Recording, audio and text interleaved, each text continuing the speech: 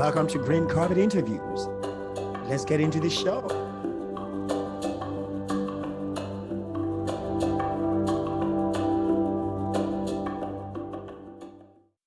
Hey, and welcome to the podcast. This is Green Carpet Interviews. I'm your host, Deji Bankole. And I am Akindele Bankole as well.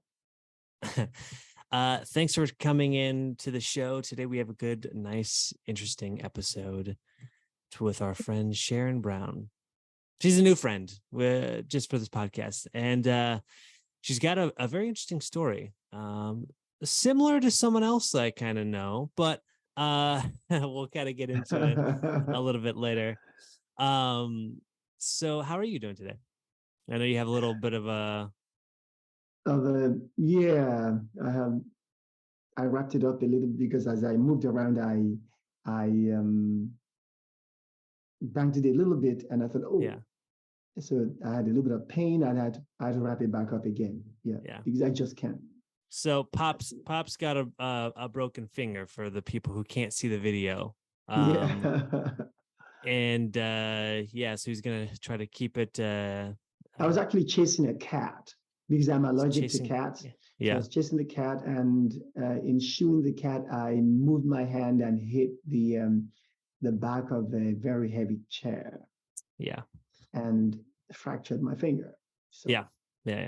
So we're you don't need to do any gestures or anything like that. It's gonna be great. No. Okay. Yeah, that'll be good. All right. So today we have Sharon Brown. She is a teacher. She's an author. She's a recipe creator, sustainable fashion enthusiast, and above all, a proud mother of two amazing teenagers. She's very interesting. I was talking to her like a few weeks ago.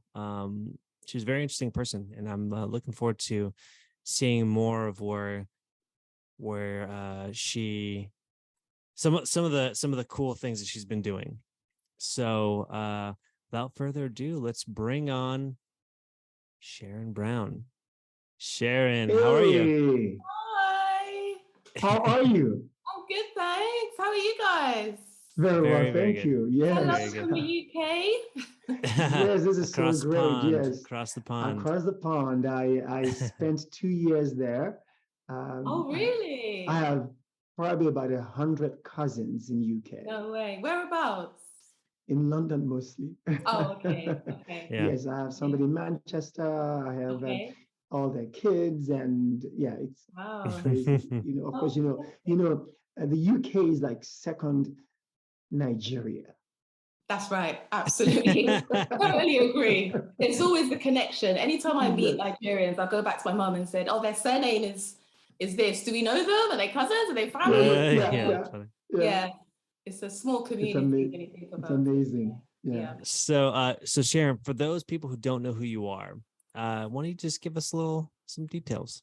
Sure. My name's Sharon. I am a plant-based foodie and have been for about almost 4 years now. I am a mother of 2 teens. I am a teacher. I'm a recipe creator.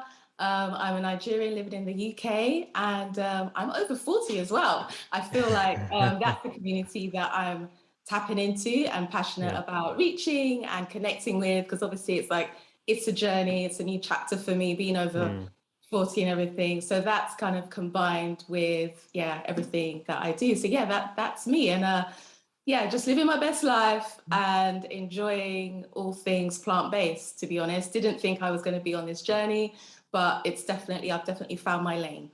So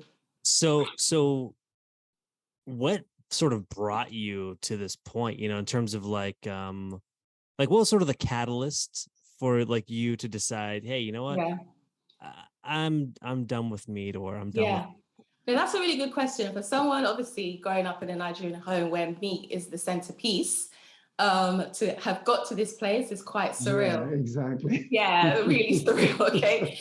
So if someone had told me, you're going to go vegan, I would just be like, you're crazy. But what brought me here is actually my church did a Daniel fast at the time. I think it's usually in January at the beginning of the year. And that is essentially a vegan diet. It's a very strict vegan diet. It's done for spiritual reasons. It's the beginning of the year.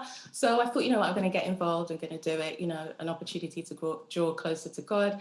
And yeah, I took part. It was quite challenging. It was all very new, but I enjoyed it. And at the end of it, I felt better, obviously spiritually, but physically as well. I just felt different. There was something about me that I liked the change. I liked the shift I felt. So when it was time to finish the Daniel fast, I thought to myself, you know what, I'm just going to keep this thing going, but I'm going to throw the fish back in.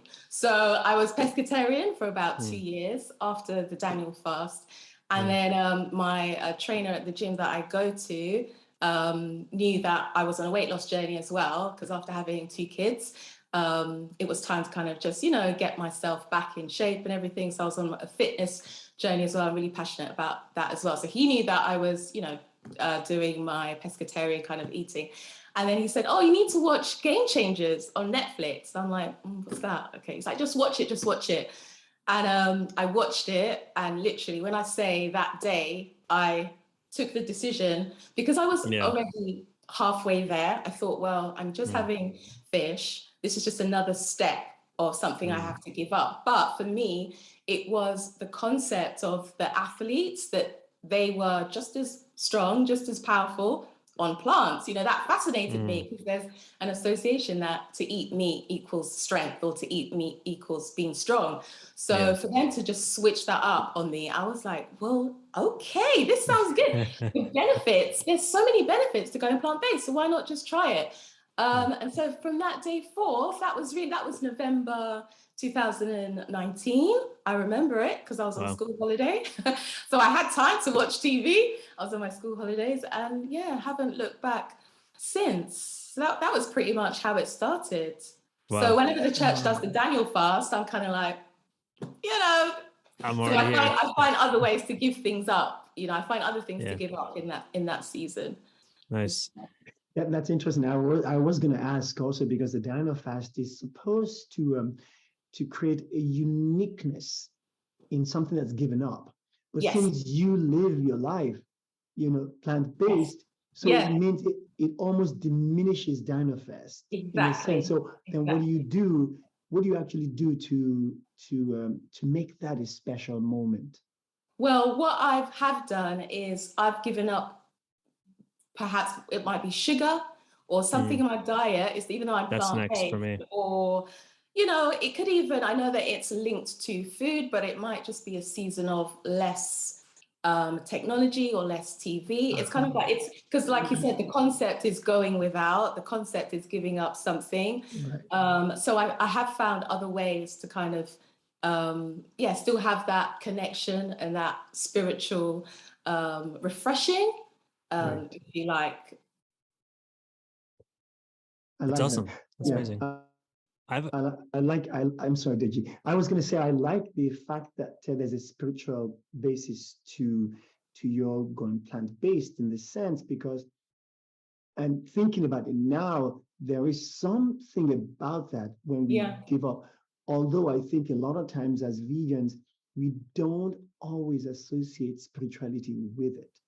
No. We just think we're just doing something that's just good for the world. Yes. Rather than maybe good for our soul.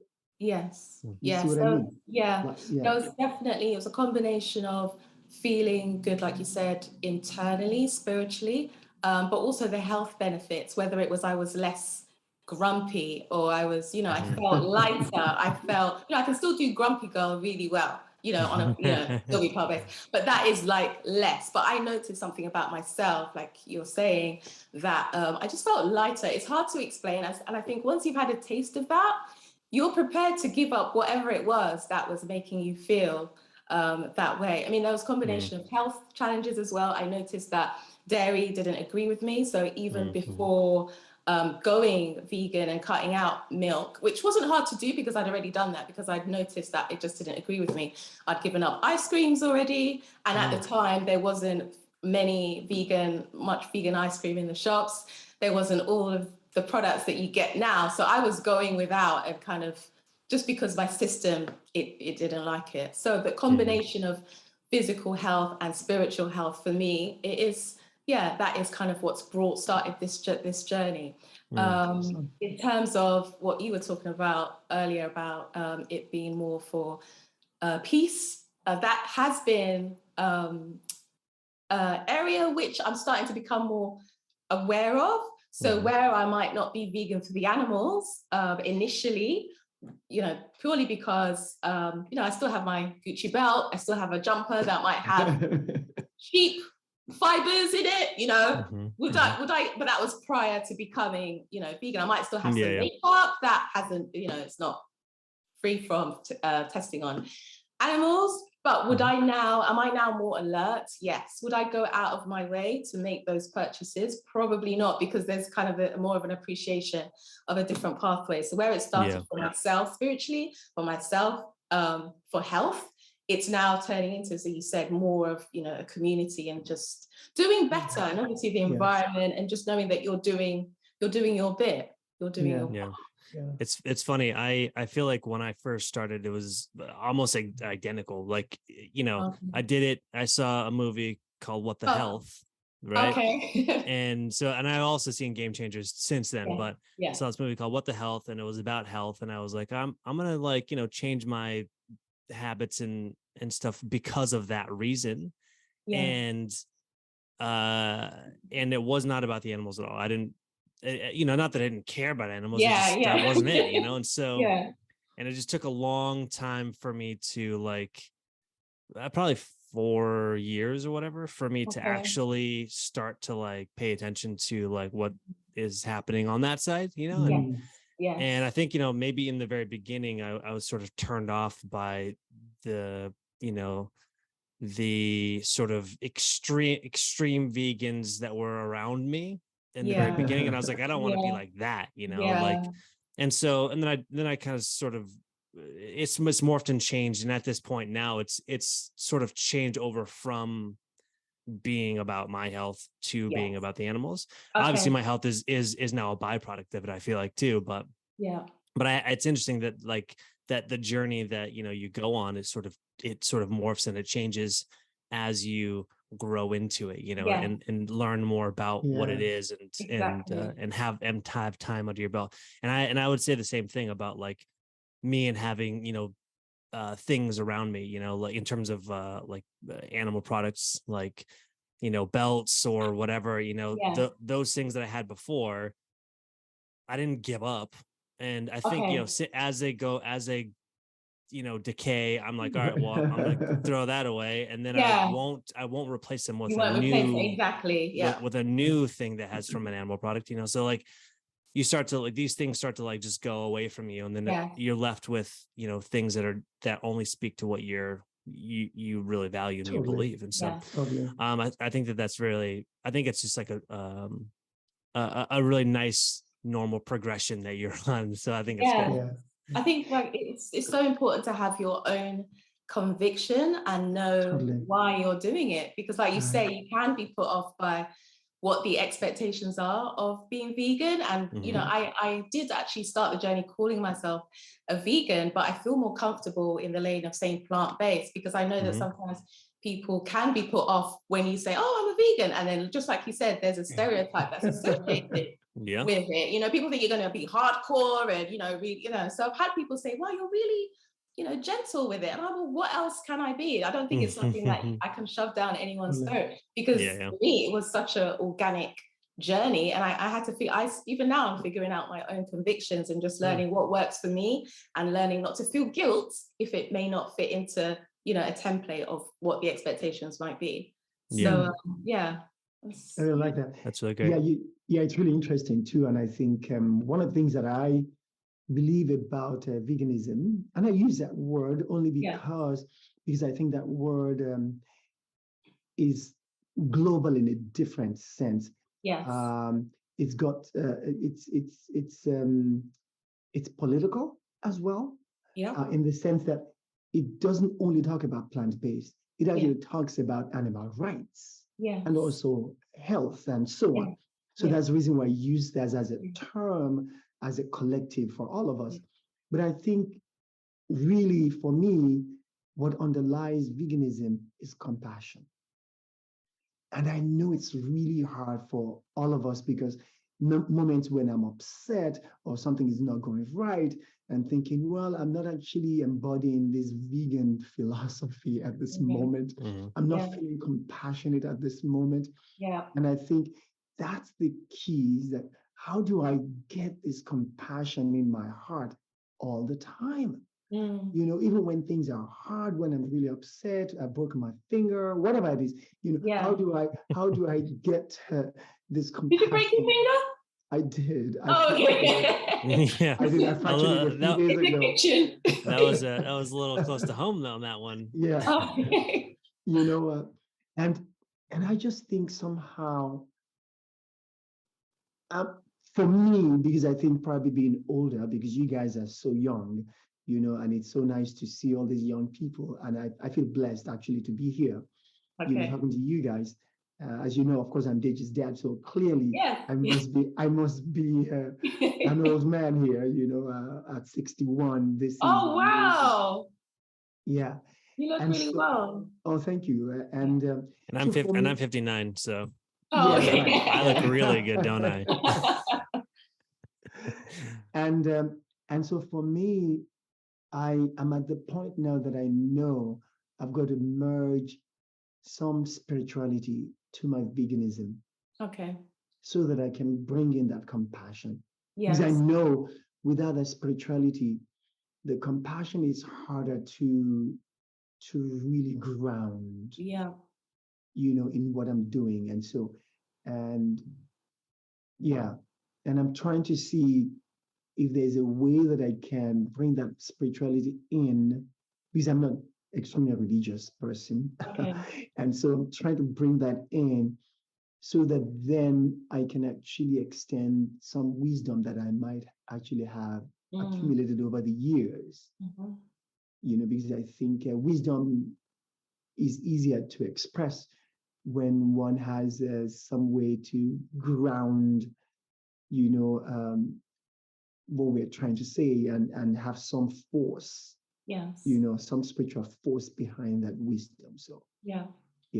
That's a key word: compassion, empathy, and I think probably my personality as well, being probably, you know, very empathetic. You know, like you said, it does slot in, and my approach to when people ask me about my journey is all about, you know, small bites. Totally. You know, and not making people feel condemned or bad. Yes, present them with the facts. Yes, present them with the realities of some of the foods that we consume, and, you know, the challenges and health issues they can bring. I know there's also an argument for why we need meat in our diet as well, because I get sent those videos as well, and I don't kind of reply and say, how dare, you know. I'm like, you know what, thanks. I will just inform myself with as much information to just be fully aware and just be able to still be confident in the decision that I'm taking.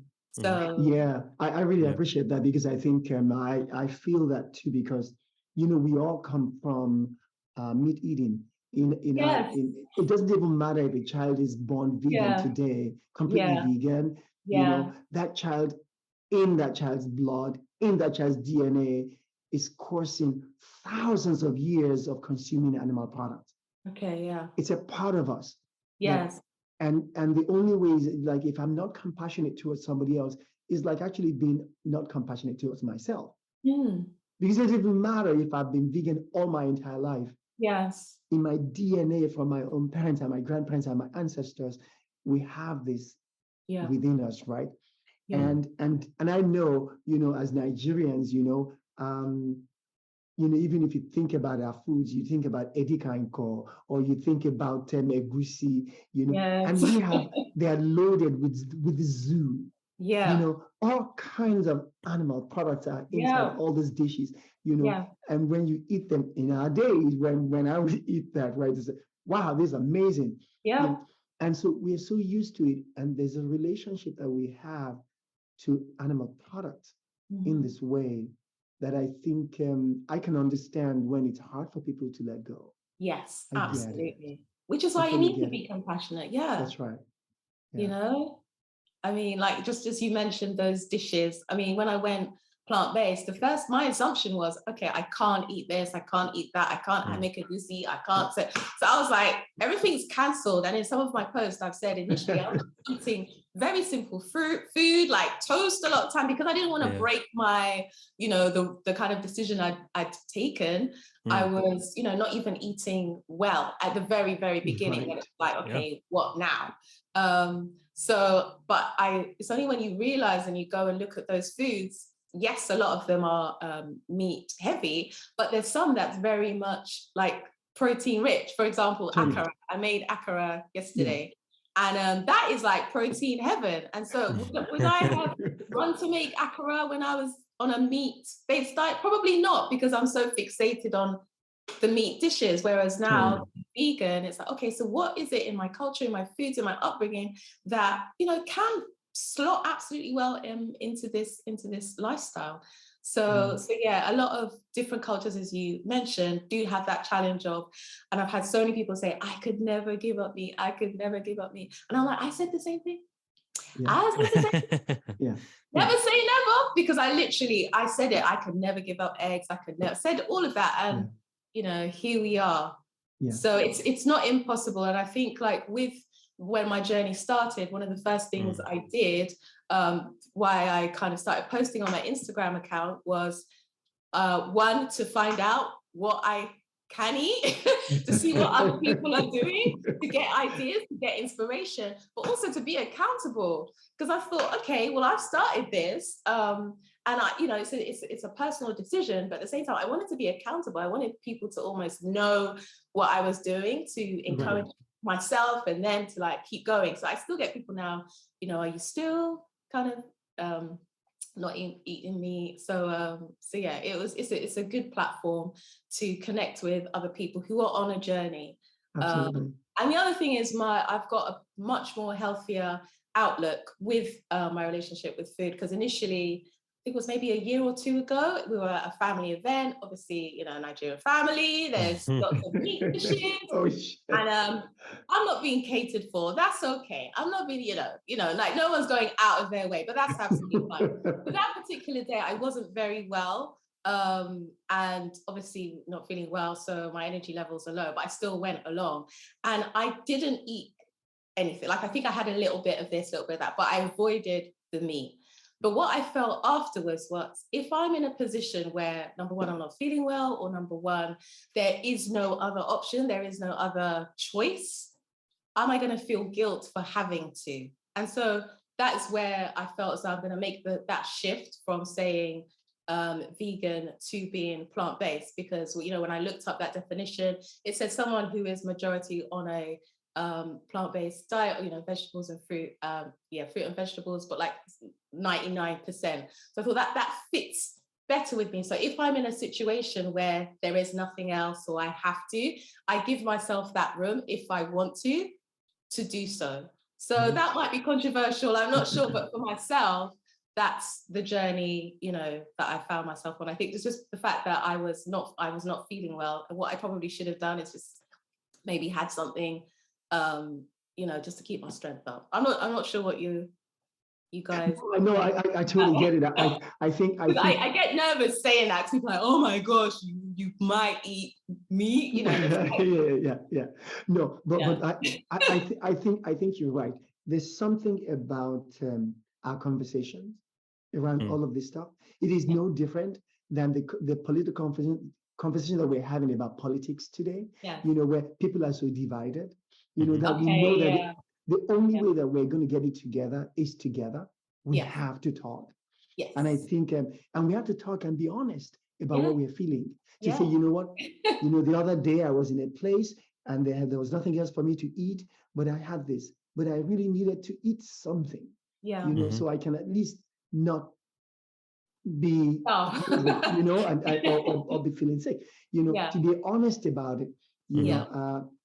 And because, in fact, I think a lot of vegans are either like 95% or 98% or something. That's good to know, that's freeing because there's a lot of times when you're in a situation where either you mistakenly eat something or whatever. You just have to let go. You can't fault yourself for every single thing. Yourself. Exactly. That's right. Yeah. And I think that's what it is, because everybody, we're all on a journey.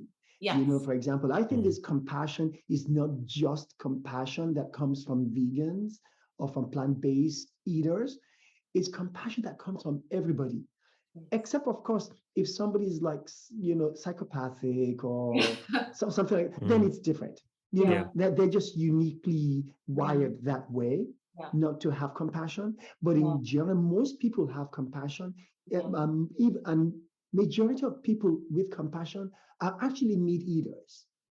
So in other words, if compassion is a foundation for where we're going, then almost everybody is already primed for this.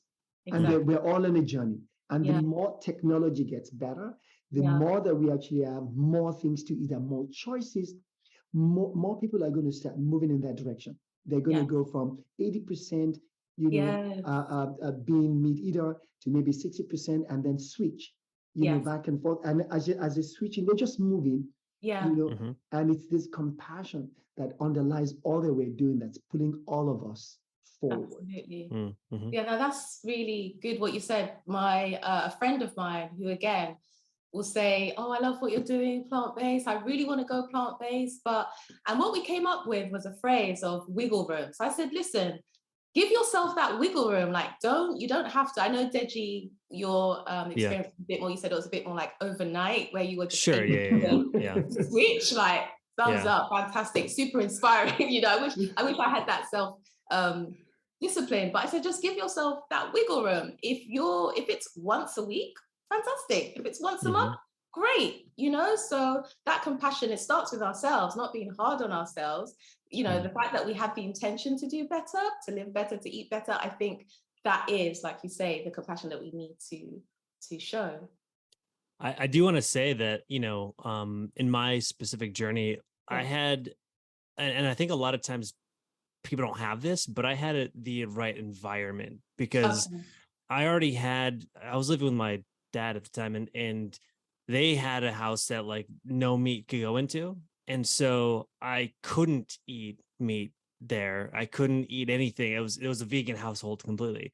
Right. And so when I came in, it was not like I had any temptation anywhere else. And I was there for 2 years in a row and straight. Yeah. So it was like, to then like say, oh, okay, well, I'll do it overnight. And then every meal that they make there is like completely vegan. I'm like, all right, well, like, I don't feel like I'm like being left out or, so I feel like my journey was kind of like unique in that way, in which the environment was like primed for that. But I think that it's like you said, having the wiggle room and understanding that like your environment, your background, your family, like they're not going to necessarily be gung-ho about you. Hey, let's get, and like, I'm going to stop all my things. I'm going to be super accommodating to you because you're changing your diet, for whatever reason, so I think that, your environment is very important. And I'm actually I'm like, proud and surprised with people who can maintain a vegan diet or plant-based diet in your situation, where you already have a family and you have people who are constantly eating other things and don't want that types of things that you're offering them, because that's sort of, for me, that would be discouraging. I would be like, well, I mean, at this point, nobody can tell me anything, right? Because I've already been doing it for a long time. So like, no one's going to be like, oh, you want it? I'm like, no, that's just not it. To me, it's like eating motor oil. Like, why would I want to eat motor oil right now? So, but I think it's really about the environment. So it's not really like, mine was overnight. But like, it was the perfect storm to make that switch, so anyway, so just to sort of reiterate your point about, wiggle room and making it to where, like, if this is a journey that you are wanting to be on, like, there is a, it's not a light switch, right? It's a slider. It's a slider that you turn the light up on. Right. Exactly. Sharon, did you thank you so much for that. That's really really great talking about the environment and just what people don't get into this with the same background or the same opportunities, like you may actually be fighting an uphill battle or with going to your veganism and you're going, I'm alone here, but Sharon, I know in your videos you make amazing dishes and all kinds of stuff, Nigerian stuff. And I keep wondering in my mind, like, what we can do, because what we want to do is to intercept people's meal schedules. That's my thought. Okay. Because, for example, we generally eat maybe 3 meals a day. Some people maybe 2, but 3 meals a day, maybe with some snacks in between. So we have snack time, we have meal time, and so on. That if we can intercept some of the meals, so what we're encouraging people to do is say, oh yeah, do one meal a week, for example, right? One vegan meal. That eliminates one meal, right? Yes. But maybe we can have vegan dinners or parties where we're intercepting their actual meal schedule. Because when we invite 3, 4, 5 people, we just intercepted their meals. Yes. Their regular schedule that they would have meat products, we bring them to us and say, okay, well, let's just have whatever. And we create something else. It takes them away from being able to have that other meal that they would normally have. Exactly. And even though they won't do it themselves, but we've essentially encouraged them to do it with us. Yes. And by so doing, they do it for us.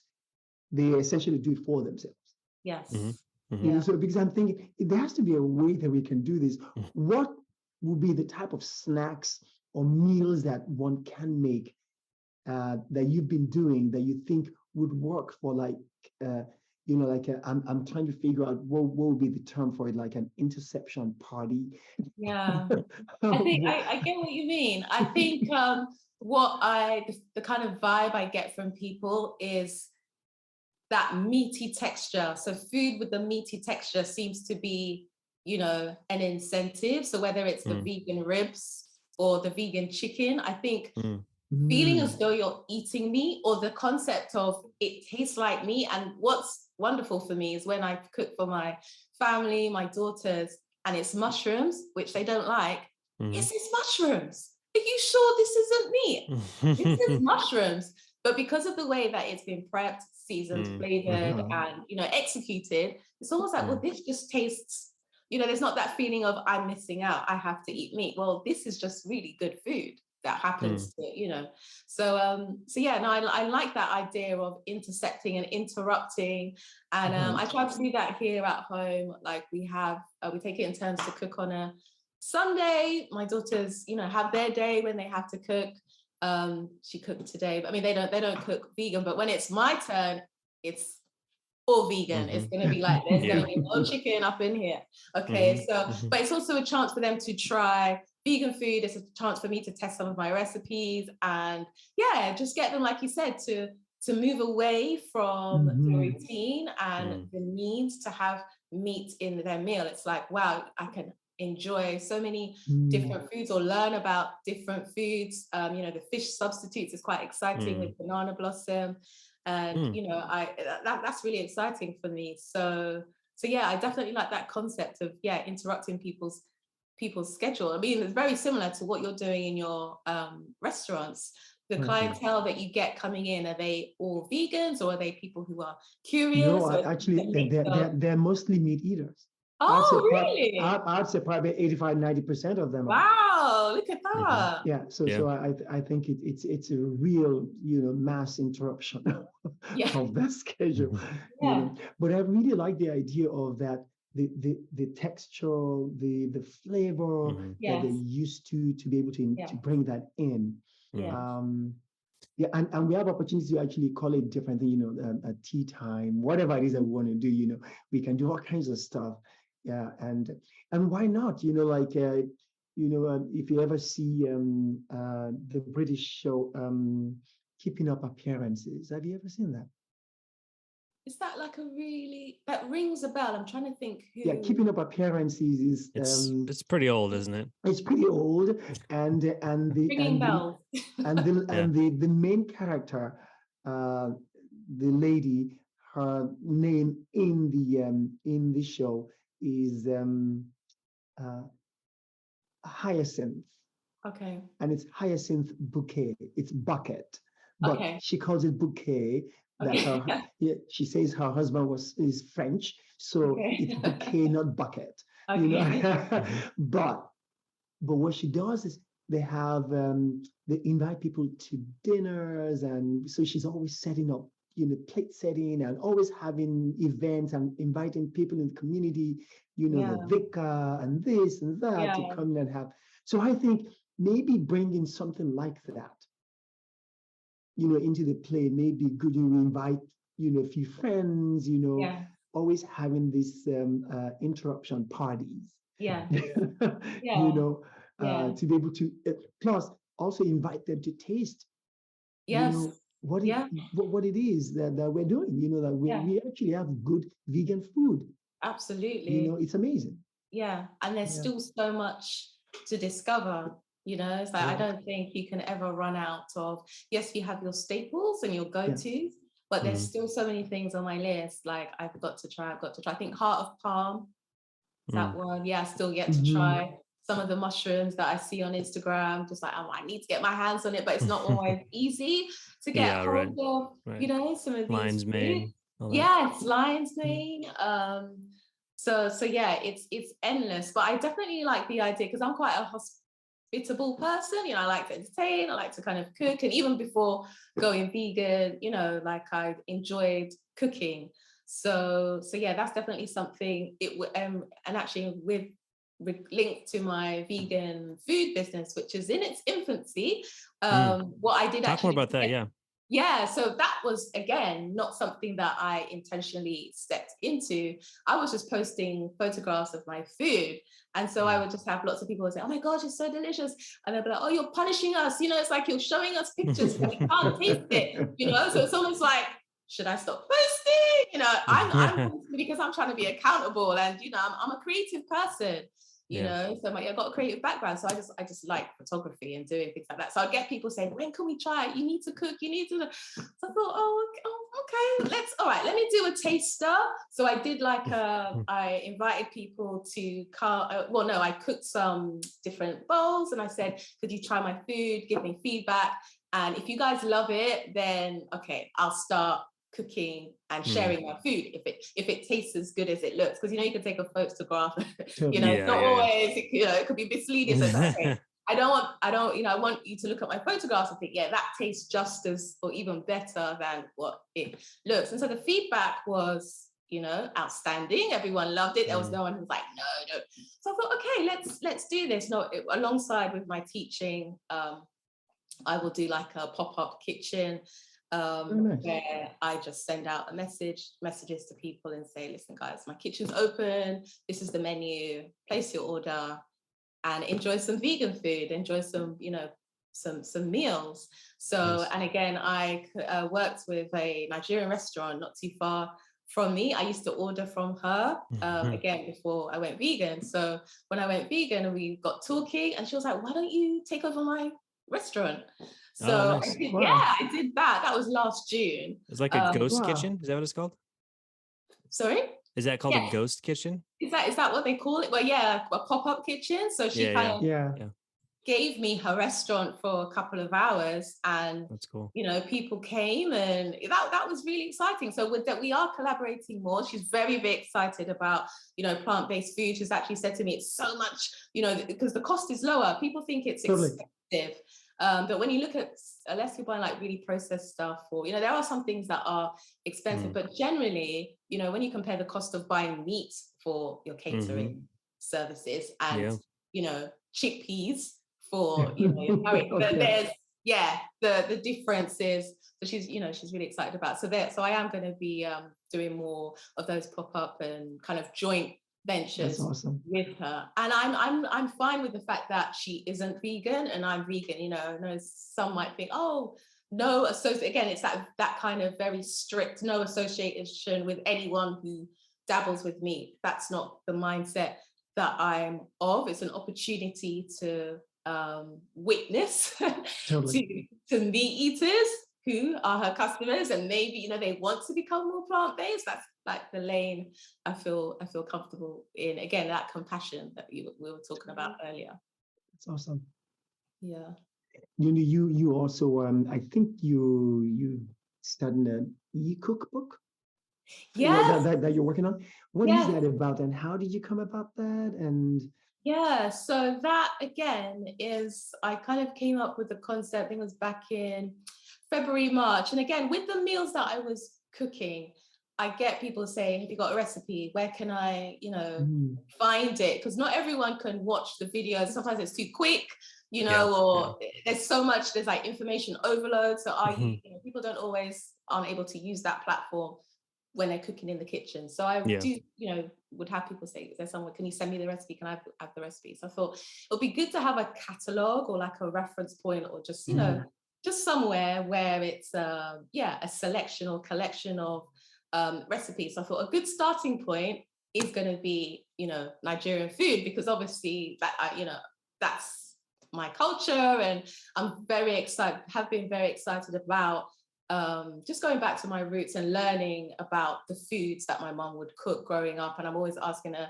questions, you know, about ingredients and, you know, the health benefits and things like that. So I thought that would be a really good starting point. And the fact that cooking, I learned to cook very young as well. So there's a lot of childhood memories associated with the cookbook. I think my first meal that my mum taught me to cook was red stew, you know, the Nigerian red stew that you would usually use, I think, boiler chicken with, and it's just very, very rich tomatoes and peppers. Yeah, so that was like my first, because that's like the simplest thing, white rice, plantain, veg. So that was my first meal. Very Nigerian. So being able to veganize that, and that's in the book, and there's, you know, some photos in there as well, just to kind of show the link between that upbringing and just being able to still enjoy the memory or enjoy the flavor, the taste, the nostalgia, but in a plant-based, more compassionate, sustainable way. So I've got about 10 recipes in there that are meaningful. There probably is going to be a part 2, because there's some staple foods that people might say, how is jollof rice not in here? Or how is puff puff not in here? They're not in the book.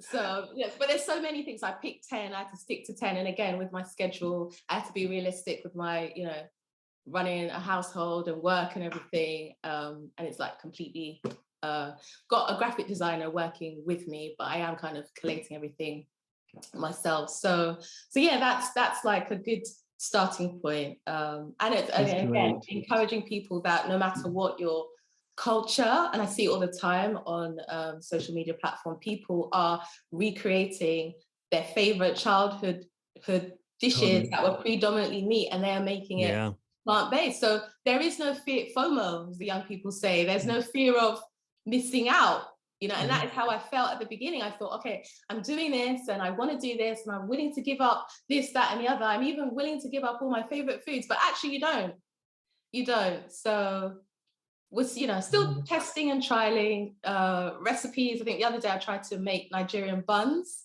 which are similar to puff puff and obviously reliant on egg. It didn't work. I might post something. It didn't work.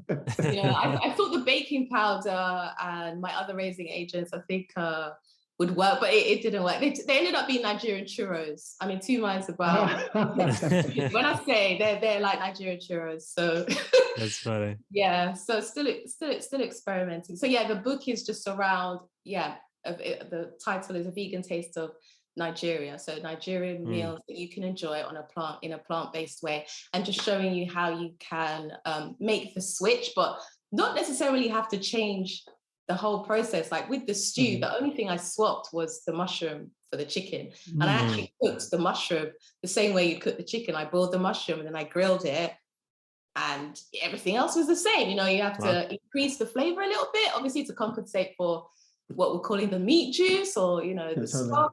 But my girls loved it when I served it to them. They were like, you know, they loved it. And that's pleasing to me. You know, That's that means awesome. job done. Yeah. That is so great. I also like the way you go. I know when your family's talking to you, when you go into the Nigerian accent a little bit. Oh yeah. Yeah. You go to the Nigerian accent. Okay, that was mom talking, or the auntie talking, or the uncle saying something to her. It makes its way. It makes its way. The other day I called my daughter by her Nigerian name within a Nigerian accent. She was just very confused because I was like, come on, I wanted her to come and try something. And it just reminded me of how my mom would call me at home, you know? Yeah. So That's it's fascinating. Yeah, it's really cool. We're getting close to the end of this. And so I kind of wanted to do a little bit of the wrap up. We have those 3 questions that we ask at the very end. So are you ready for these 3 very, very intense questions? I'm just kidding. No, they're not intense at all.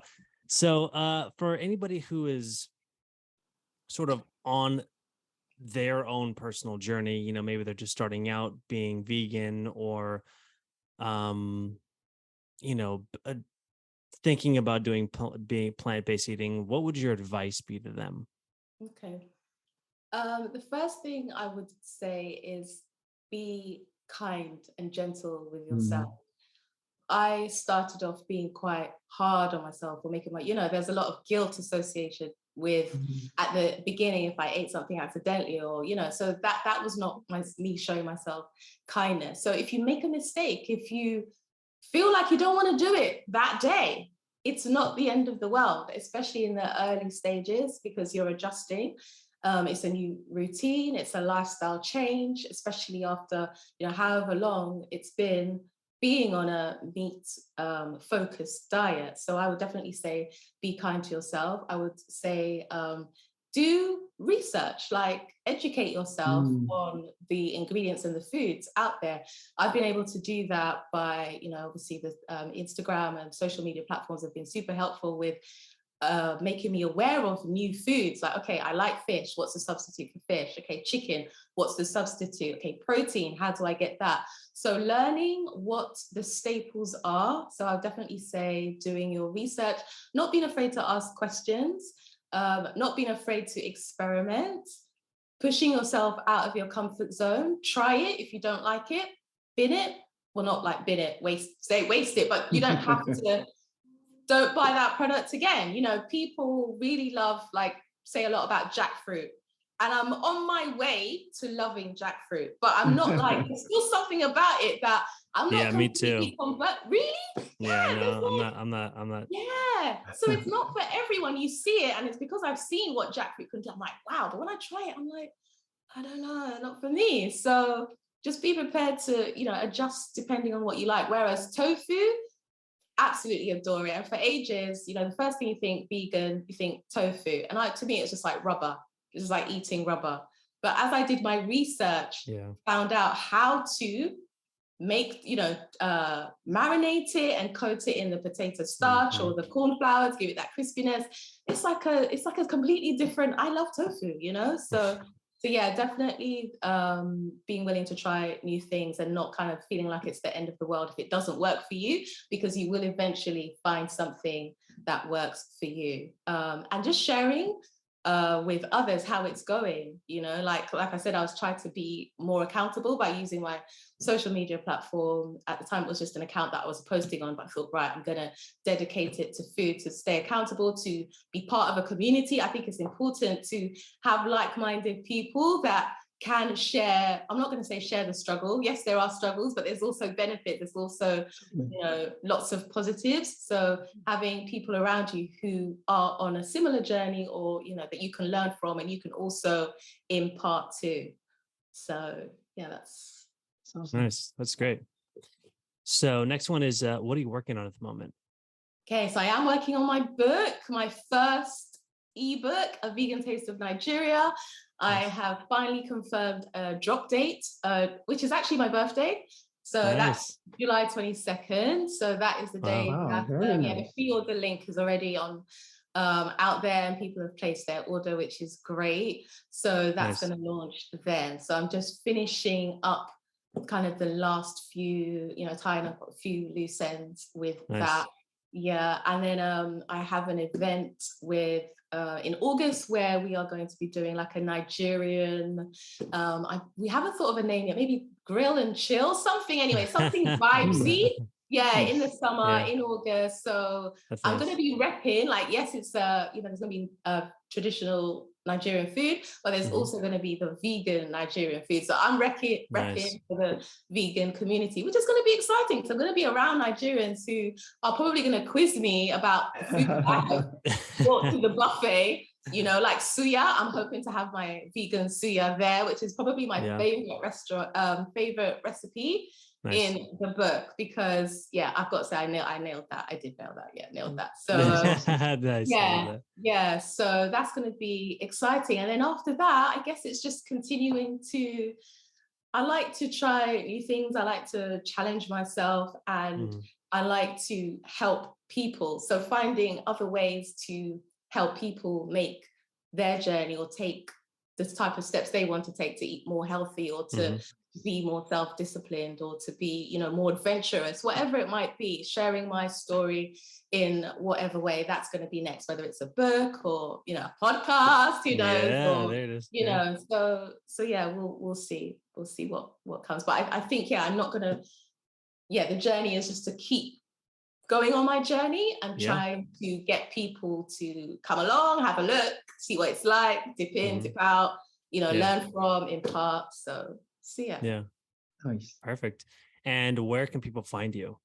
Yeah, so you can find me on Instagram. I'm quite active there, TikTok, Facebook, and I have. What are your handles? My handles. Okay, so Instagram at my_plant bowl. Nice. TikTok at my plant bowl. So again, that concept of it's my plant bowl. So it's your food, it's your kind of, offering. Yeah. So making it quite personal to whoever it is. And again, with the business, my food's come in a bowl. So I make sure that it's, you can find me there. And obviously my email address as well. And I have a 7-day vegan bite-sized course that people can join. And again, that is for people who, what we were talking about earlier about interrupting one meal. Yeah. So the idea is that for 7 days, you have, you introduce one meal every day. So on a Monday, it might be a vegan breakfast. Tuesday, it's a vegan lunch. Wednesdays, we've got brunch, we've got snacks, we've got dinner, we've got all sorts. And then on the final day, day 7, you know what that is? Actually, I called it the all-dayer. So that is, So we've kind of conditioned you to have the vegan meal once a day. Well done. Fantastic. Yeah. How about you do it for the whole day? Yes, the whole day. So you pick any meal from day 1 to 6, and you have your morning, lunch, and evening all vegan, and then well done. And if you want to carry it on, go right ahead. If you want to do it in another 6 months, that's an opportunity as well. So that's the 7-day vegan bite size. Again, on my Instagram, I've got the links there for people to sign up. It's amazing. That's awesome. That's really good. Wonderful. Yeah. Thank you so much for coming on the show. Thank you for having me. It's so great to have you here. It's fantastic. I feel like there was so much more we could talk about, Yes, for sure. Yes. We should do this again. Definitely. Definitely. It was very, very informative, very insightful, very inspired, to speak to you guys. And I really wanted to know more about your restaurant. But again, we will definitely have to, have that conversation. For sure. Yeah. All right. Well, we'll see you. We'll see you in the next one. Okay, great. Thank you. Thank you. See ya. Bye. All right, everybody. Thanks so much for watching. That was Sharon Brown, or listening if you were listening. That was a very good conversation. Anyways, what do you think? It was so good. And I'm just excited about what we're doing here. Yeah. That show was exciting. And I think it's nice not to be overly prepared. That way we can have enough element of surprise, and also allow the guests to actually speak from their heart, and say what matters to them. Mm-hmm. And so I really like that a lot. And to also see that, that veganism is really spreading its wings throughout the world in so many different ways. I love it. Different cultures. This also brings me to think about the Far East, Buddhism, Hinduism, and what a lot of those cultures are actually teaching us about food and consciousness about food. Being Jewish myself, I know there's a consciousness around food, in Judaism and in Jewish life, but there's something a little different in the consciousness of the Far Eastern cultures about food. And veganism, to me, is bringing all the goodness in all the different traditions, consciousness around food, and marrying with modernity of compassion, and spreading it out through the world. And I think, Sharon really represents another aspect of this sharing, bringing it to the rest of the world. And I was really excited about that. Yeah. And of course, like I say, I feel blessed. Yeah. I definitely enjoyed her sort of perspective and, talking about the wiggle room for people who, if you're on a vegan journey, it's a journey, you don't just say I'm vegan and then the next day overnight everything has changed in your life. Right. Things don't happen like that in the real world. And so I think that, her philosophy on that wiggle room of, like get yourself on the path and then just keep going on the path. And every single day you're a little bit more knowledgeable, you're a little bit better.